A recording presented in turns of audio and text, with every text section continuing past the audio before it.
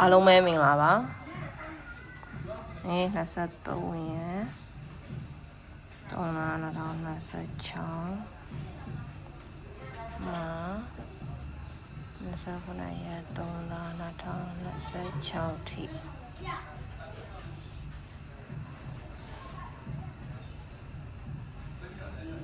တပတ်စာ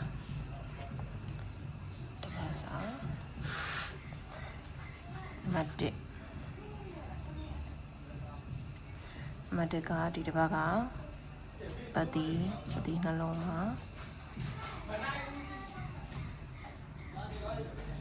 ပတိနှလုံး301ပတိ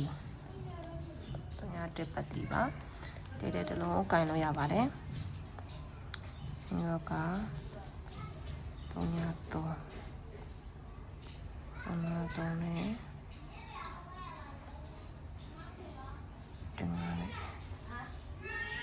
မေမ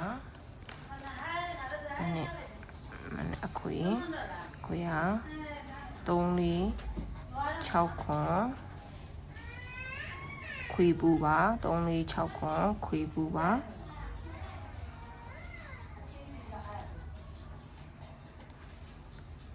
6ခွန်မေမbreak ကဒီတစ်ပတ်ကလီကို break ပါလီ break ကမိန်မှာလီကို break ဆို304ရယ်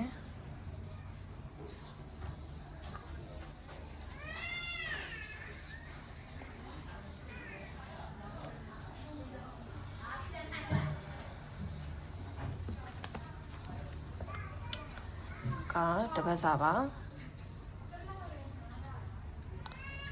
ဒီတစ်ပတ်လည်းပေါက်ကြပါစေ channel လေးကို like subscribe လုပ်ပြီးတော့ share ပေးကြပါဦးကျေးဇူးတင်ပါတယ်